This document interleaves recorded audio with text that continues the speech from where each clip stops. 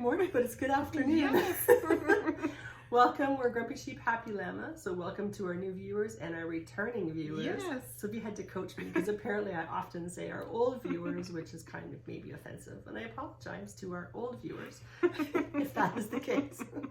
But anyway, welcome. I hope you can hear me. Yeah, poor Robin has been...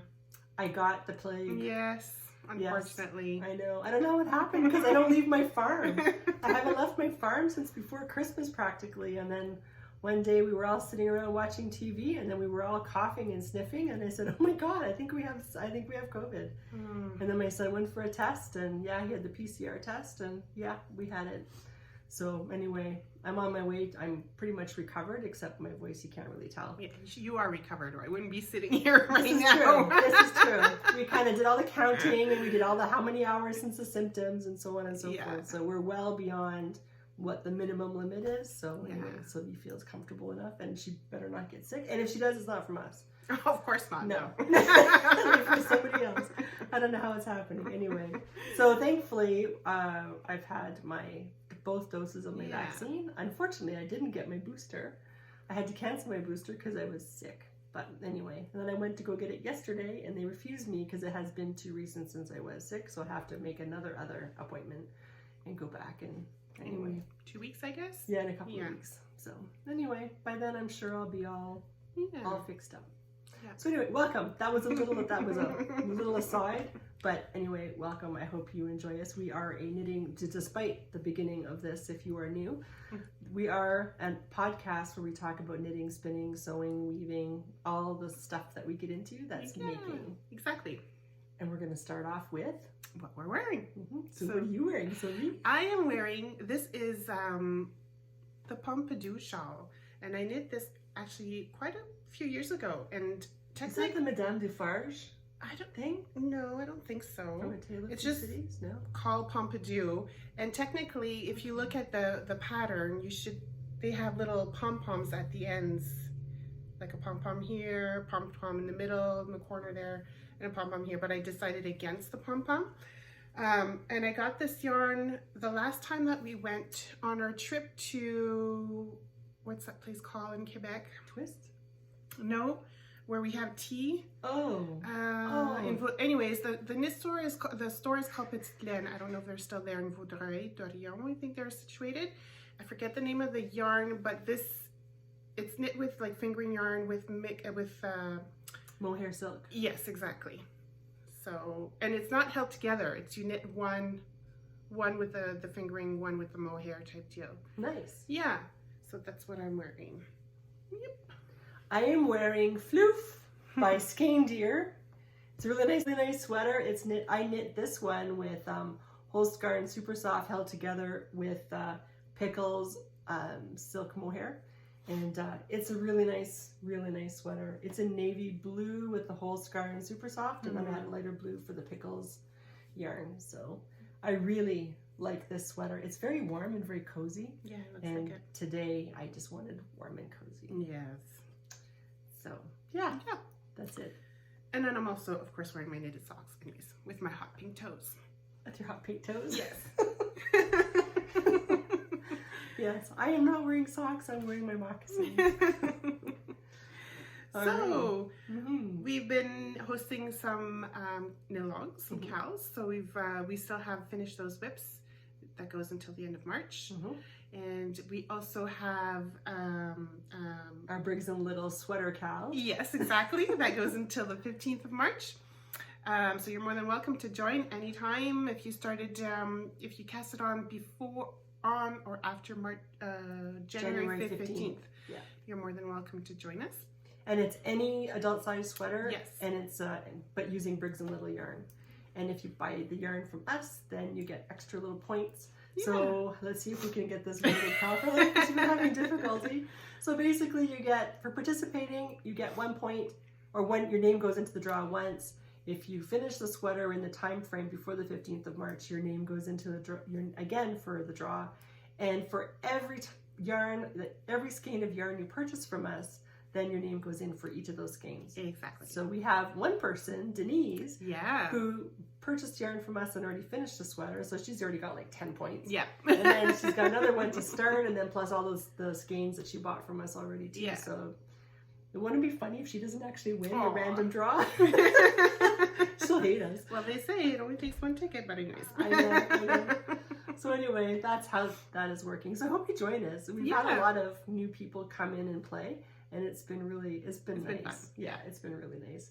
And then because apparently when I'm sick, I just want to make socks. And then I thought, I have all these sock books, and I know borrow Sylvie's for a second. We all have these sock books laying around. Yeah, we're all we don't guilty of that. We don't use them because we go into Ravelry and they have all these amazing patterns to knit. Yeah. But then your books just sit on your shelf collecting dust and languishing. So I thought I'd like to start actually using my socks and showing them the respect they deserve. So I wrote to Sylvie and said, hey, can we start a Sock KAL? And she said, yeah, whatever. So, sure, Robin. Well, no, I agreed with what you said because how long did I want to start knitting those socks that I started knitting actually from this book, and I had just never got around to it. So, it kind of like forced me to get going. Yeah. Horrible torture. Yeah. So this is there. So this is a year-long Sock KAL. Yes. And we're going to just draw prizes randomly throughout the year. When you least expect it, somebody will be announced a winner for a prize.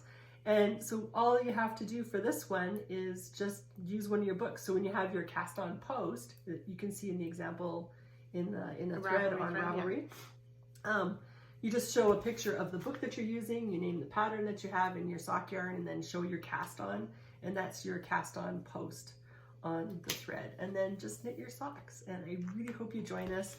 We all have these books. I have many of them, I know, and it's just really nice to show them the love that they deserve. Yeah.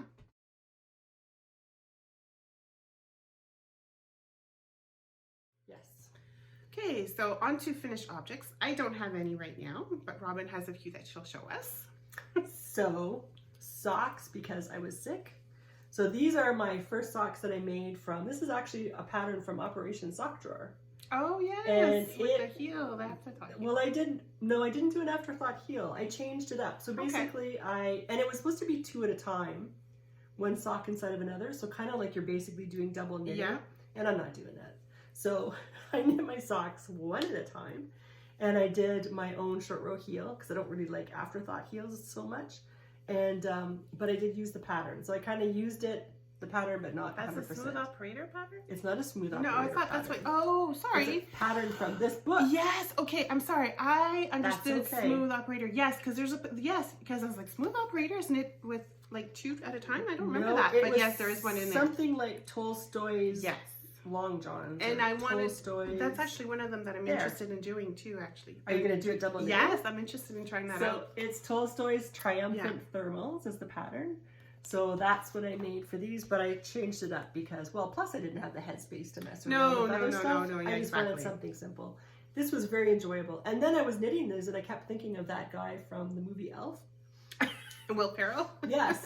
So then I thought, oh, these are fun. So I'm going to switch it up. So I changed my cuffs and my toes, but I left my heels to be like this.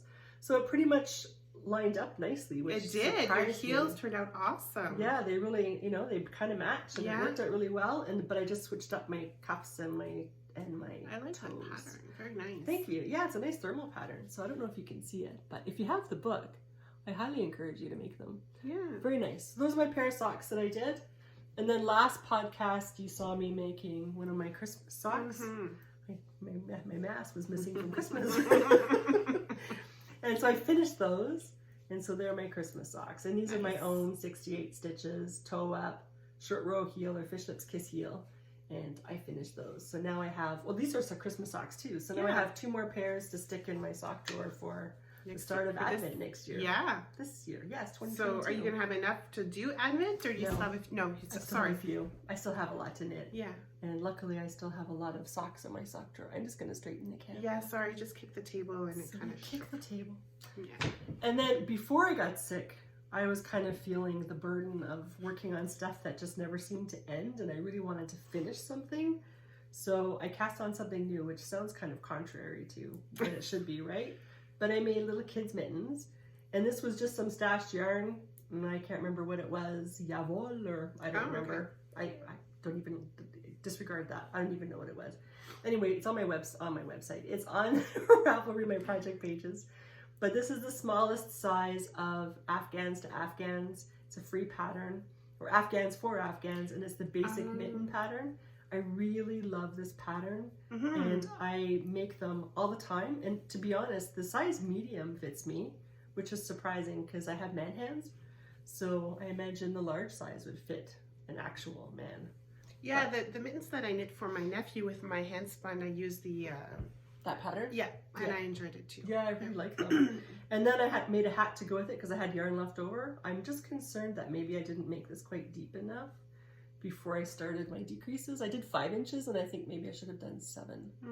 But anyway, I have a matching hat. Maybe they don't want to have their ears warm. I don't know. So that's all I have for finished objects. Okay.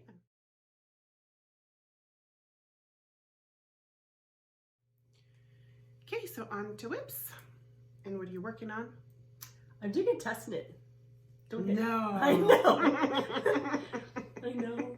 Sylvie says, really? Because I keep saying I can't do test knits anymore. And then as soon as The next day. I know. Well, PaperDaisy, right? But I don't know if I'm so effective anymore because I've knit so many socks. I feel like I'm not as critical when I'm knitting it because my brain kind of fills in Exactly. the mistakes. It kind of I know what you mean. Yeah, so I don't make know. a good test knitter. So I don't know if I'm as effective as a test knitter anymore. But at the same time, I don't want to tell her no. I might have a discussion with her and ask her if I'm still worth my free sock test knitting. Anyway, I did find some mistakes, so that was good. Okay. Yeah, or one mistake anyway. Other people started before me. But anyway, this is her new Sock KAL. I think I can show this. It's not a secret. Her new Sock KAL that's going to be starting in April is on the book Secret Garden by Frances. I don't remember the name. I just remember watching it as a child on TV. Oh, you watched it? Yeah. Oh, I didn't know they did it in the 80s. They did a show Oh. with Secret Garden, but I never read the book. Oh, I read the book. You should read the book. I And I even should, read yeah. the book that was about the book. Really? Yes. Oh. That was the book that never ended. Anyway. So that's really nice. It's just the back is plain stocking stitch, but it's got these really nice sleeves going up the leg, and it's really addictive. And then she's got a really nice little cable-y thing going on here. Cute. Which isn't, you don't need a cable needle for it. It's just what you do to make it look like it's, I guess it's zigzag. Yeah. Anyway, really, really nice. And it's knit, this one is knit with opal sock yarn, of course. The sparkly base. And it's sparkles. Yes, very nice. So I figured that was That's pretty perfect. good. I liked it. And these Yeah. are from my mom. Oh, nice. So I hope she likes them. And, oh. And my sweater for our Briggs and Little Sweater KAL, it's going to be a dress, not a sweater. A tunic? No, it's going to be a dress. Oh, it's a dress. Okay. Yeah. And anyway, that's how far I've gotten. So just boring stocking stitch. And it's going to be from about my knee or just above my knee. And then I have to figure out when I'm going to do the decreases to make it into the sweater part of it. Right. Yeah. And so there's a pattern at the top. There right? is in the yoke. And there's supposed to be patterning on the edges of the cuffs and on the bottom edge just above where the ribbing was. But no, I you don't didn't think even do it around your... No? Well, I haven't done okay. the sleeves yet, but I don't think I'm going to. Okay. I often don't do that patterning when they have sweaters. I often just do it in the yoke, and I'm going to do the same thing here. Okay. Yeah. And you? How's Ernie? I am working on my Ernie sweater, yes. So on the last podcast, I had shown the sweater that I used to call my Ernie sweater that was knit by my Aunt's Fran. And so it was striped. And for me at that age, around, I guess I was between 4 and 6, it reminded me of Ernie's sweater. So I used to call it my Ernie sweater. And so I decided to, with all the Briggs and Little sport skeins that was left over from colorworks that I've done with past sweaters, I thought I would use that to make my adult version of Ernie's sweater, I guess. Does that make it a Bert sweater if you're an adult? No. It's still an Ernie sweater. So this is, and I use the Tin Canyon's flax. Flax light? Flax light, yes, to do the sweater. So this is what it looks like now. So I've so you're just working done on the body right now. Yeah. Yeah. Yeah. So it's going along pretty good, and I'm liking how the colors are turning out. It's kind of freaky. Not freaky, but not something I would, again, put together necessarily, but I'm still enjoying it, how it's... But for the sweater, it works out really well. Yeah. I like how it's coming So out. did you plan ahead for where you were going to I work your did. stripes? I did. So I took a look. I had my little sweater beside me, and then I took out my pencil crayons. And then I had I matched the colors that I had, the yarn that I had pretty much, and I kind of like figured it out that way. So this side here is the color that was on the sweater, your children's child sweater, and this is on this side is, you know, well, the colors is what I've decided to use. And originally, what the sweater was knit with a bigger weight, probably worsted. And she had 4 rows.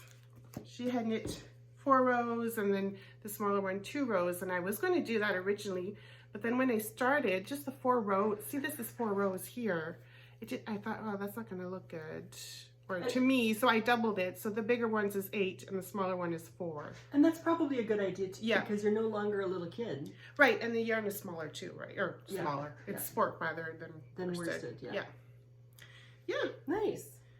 I'm looking forward to seeing that when it's done. Yeah, I've been working pretty much nonstop on this one. That's awesome. And then yesterday I decided to cast on a pair of socks too. I'll show the from Sock Operations. And you can show your yarn. So this yarn is from Riverside Studio, and it's this color here, beautiful red, and it's got speckles of darker red in there too. Yeah, it's really pretty. And you're gonna have to show close up, because the cables, yes, in this picture, it doesn't look like what it looks like in real life. So this is the front with the cables. It makes me think of candies. I don't know why, like the candies and wrappers. That's the front of it. The cables are really nice. And then this is the back. I love the middle part here, the braid almost. I love that. So it's like a slipper sock. So it's meant to be a little bit looser as well. Oh, really? Oh. Yeah, and that's what, so I'm knitting this for a friend. Now I'm thinking, oh, maybe I'm going to keep this for myself. But anyways, that's why. And she was asking for slipper socks. Like, she didn't want socks, but she wanted to wear like a little bit bigger, so just to bum around the house with, or sit on the couch and read type deal. I would keep those for you then, and I would make her some from Tuffy or from Durasport. Yeah, no? But I was knitting another pair of sock using the same kind of base from Riverside Studio, different color, and she liked the feel of it. So I could always knit myself another pair too. You could. You could. So Riverside Studio, Cat's Riverside Studio, is that what it's called? And they're online. No, it's not. I'm so sorry. This is Log House Cabin. Oh, we don't have much of that left. No, sorry guys. It's Log House Cabin. That's what it's from. Yeah. Okay. But anyway, Cat's Riverside Dye Studio. Yeah. You can find her online, and they live just across the river in Gatineau. Yeah. So yeah, they're super nice. Log House Cabin too. You can find them online. Yes, I haven't purchased from them online before. I did once a few years ago. Yeah, I usually see them at fiber festivals, and then I go and I snatch up their stuff. But there are no fiber festivals. No, not for now. Oh, speaking of socks, can I talk? Yeah. Yes, we have permission. Can you hear me? I don't know if you can hear me properly. But anyway, speaking of socks, lichen and lace. This is before Christmas, I think, right? Yeah, you talked about that, yeah. Oh, did I talk about it? Yeah, did you order? I did. Yes. So my first skein is on its way. So she was really nice, because first she had a year-long sock club, and it was for a whole year, and which is why we have 3-month ones, because it makes it affordable, and I couldn't afford a year-long one in one big shot, because maybe it's like sticker shock, I'm not sure. Yeah, and I just said, oh my god, I wish I could, because she's, you know, she's local to us, well, sort of, like, she's in Canada. She's in New Brunswick, I think, or Nova Scotia. Yeah, one of the maritime one of the maritime provinces. And it would be really nice to have a Canadian yarn dyer who does the sock yarns. So then she said, apparently, I didn't even think about doing this. She said she had a lot of requests for people to do different methodology for actually doing the sock club. So now she's calling it a sock train. So now you're charged once a month, and you get a skein of yarn once a month, and you can quit if you want to quit halfway through or 2 months in or whatever. You can. You're not obligated to stay for the full year. And so, excuse me, sorry. So she sent out an email, a spoiler. I didn't know it was going to be a spoiler thing, and she showed the yarn, which was pretty, but I know it's going to be even more pretty when I see it in person. But she also recommended a sock pattern for it. Oh, nice. Right? So I really like that. So when I get my yarn, I think I'm going to actually make this sock. Nice. And it's a sock from nitty.com. Okay. So anyway, more information later when it actually becomes a whip. Yeah. So but I'm just excited. That's good.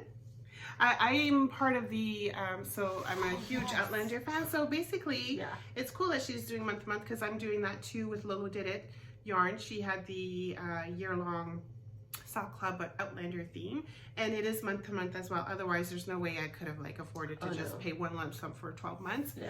And so it's exactly that. So it's you pay, you know, they send you a notice, we're processing it, so you know it's coming. You know the charge is coming out soon. But then too, it's like if you're not able to for whatever reason, you have that option to back out and say no thanks for this month. I haven't done that right now. I've got them all so far. I have a few more months to go because I want them all. So when's it done? I believe it's March or April. So soon. Yeah. Oh, that's gonna be sad. She's gonna be sad. But then it's to figure out, what do I do with it all? Do I knit individually? Do I don't know. We'll see. You should bring them in to show them because I haven't seen any of them. That's true, eh? Yeah, she's been keeping it a secret. Yeah. But yeah, it's pretty cool that they do that.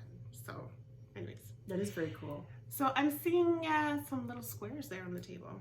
Oh yeah. Oh, I guess crochet counts as a whip, right? Of course. Okay, it's a crochet whip as opposed to a knitting whip. So I managed to, despite being sick and only wanted to make socks, I did manage to do 1 square a day still. So here are my 7 squares for the week. So and again, this is pretty string. And you know what I did? So when she delivered our first yarn to be mailed, which will go in the mail tomorrow or Tuesday for our sock club, I said, do you have any more minis that could I get this many, however many minis I can afford for this much money? And she said, yeah, I think so.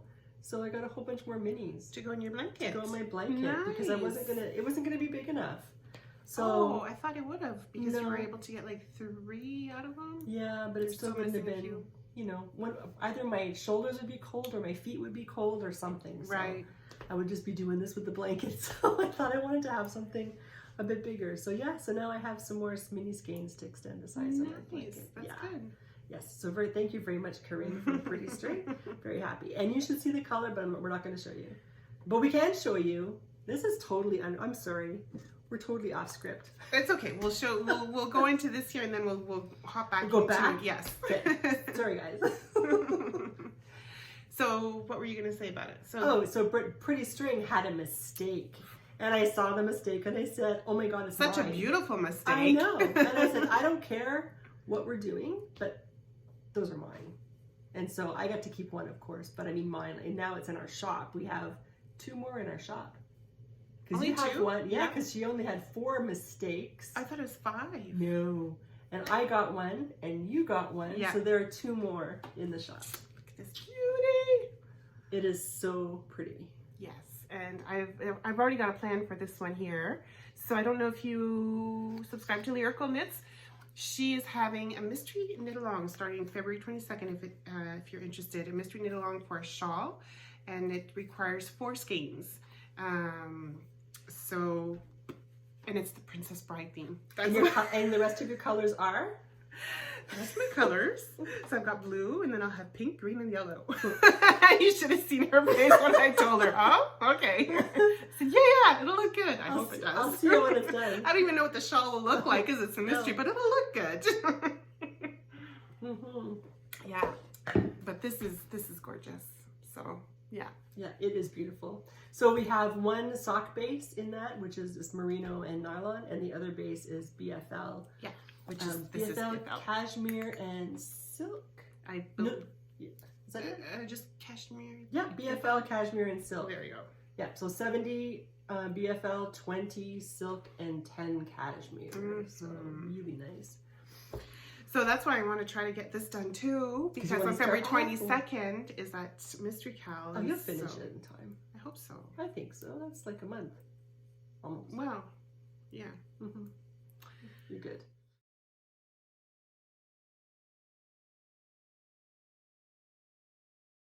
Okay, so now we're going to go into spinning. Spinning! And so I had on a quest for fiber advent So I spinned one bobbin of this here. I wish I could like unwrap it so you could see the other colors in there. So I'm gonna start the second bobbin, and hopefully the next time we see each other, I'll have it plied so you can see the beautiful colors. So this is BFL. Is it going to be 2-ply? Yes, 2-ply. Okay, that'll be nice. And I love the little fuzzy. hair. Yes, that's what I say. I don't know if you can see it, but there's a bit of fuzziness there. So this I spun with supported back drum. Okay. So wow. Yeah, not bad, eh? Wow, we're trying something different. I know. So awesome. That's what I've been spinning on. I'm still spinning on my spindle too with the nice fluff, the blend. I didn't bring that, but I want to show you when I'm done. So yeah, still spinning on that. Very good. Yeah. And you've been busy too. I've been busy too, but I did finish one whole. That's not true. I finished one bobbin in a day, but it wasn't during the meeting. But I sure made a good dent in it. So I showed this bobbin last time, and this is bobbin number 2, and I'm like 3 feet away. Seriously, like literally 3 feet of fiber away from finishing bobbin number 3. Yes, it's so on a wheel. I know, and it's right there. I can see it. So I'm hoping. Well, I'm hoping that next time I will have a huge skein of fiber to show you of 3-ply BFL yarn from Countess Blaze. Countess Blaze. Ooh, I almost said Bear Contessa. Barefoot Contessa. Yeah, Countess Blaze. So BFL, and I'm really looking forward to it. The colors are most of the colors are kind of greens and stuff, and then there's this one that's blue. So it's going to be interesting, but it's 3-ply, so it's not going to be a standout. Oh, it's a 3-ply you're going to do. Yeah. Okay. Yeah, it's going to be kind of hidden. Nice. I'm curious to see how it will be. But I'm really looking forward to it. I don't usually do 3-ply, but I thought that I would try it. And I'm using a 10-to-1 ratio, which I don't normally do either. I usually do 8-to-1. So anyway, we'll see how that is. And the other thing is, I purchased for myself a year ago. I got myself the plying head for my Lendrum. I kept thinking, someday I was going to get that, and then I finally said, enough, I'm going to get it.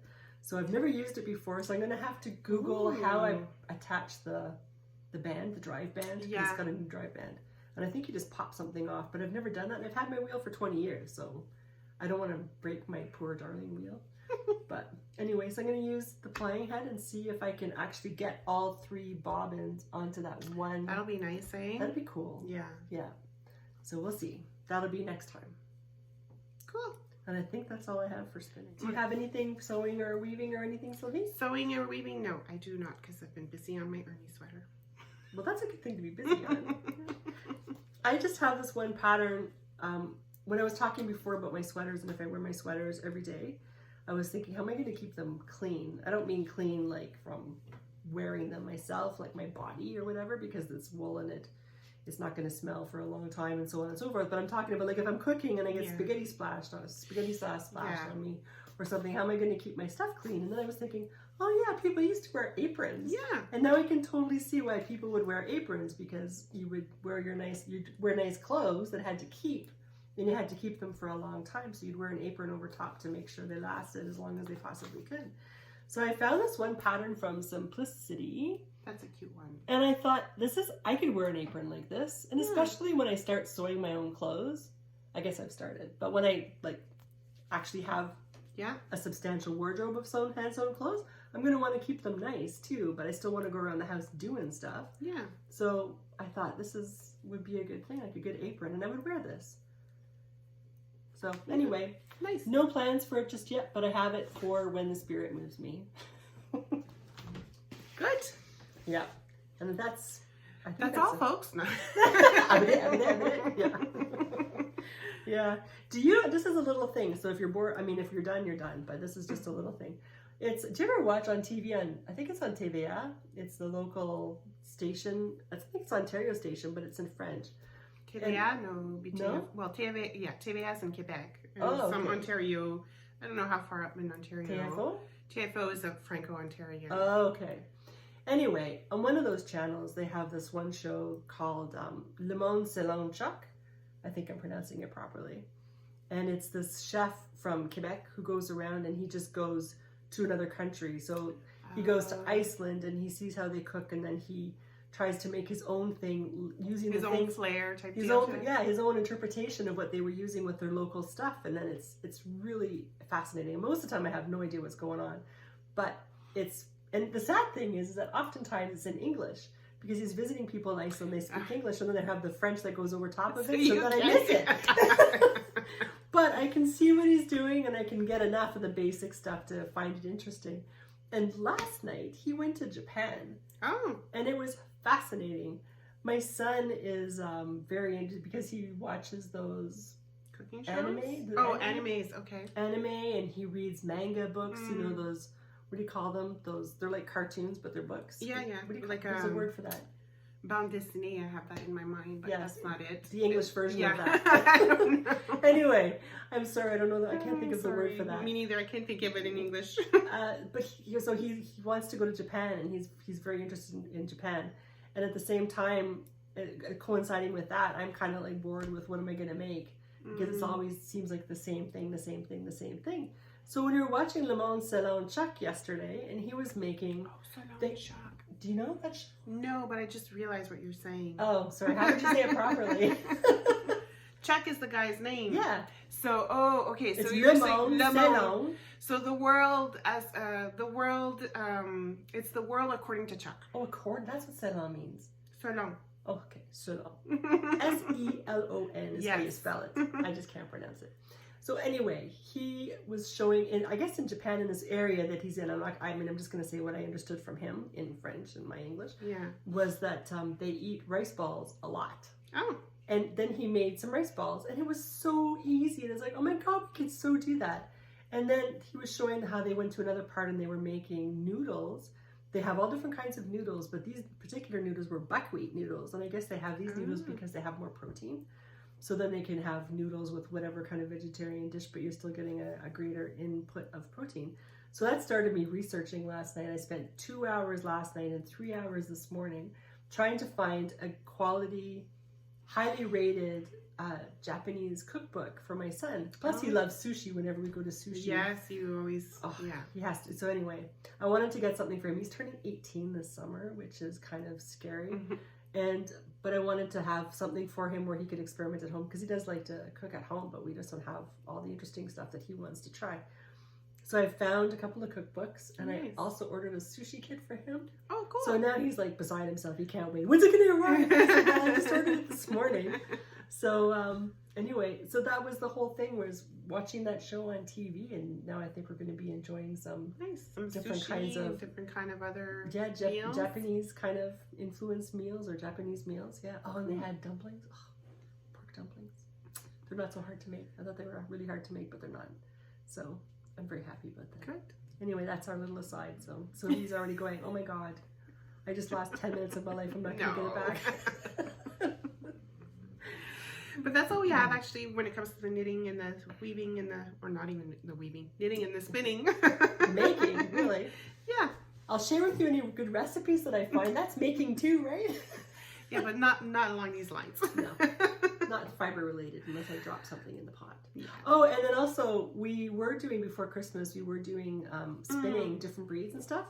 And then we kind of got way late at Christmas, and we thought we'd just put it on pause. So we're going to start back next time with the different breeds, and we will discuss the different breeds that we experience from pearls and roses and pearls. Exactly, from Thunder Bay. Yes, Thunder Bay, Ontario.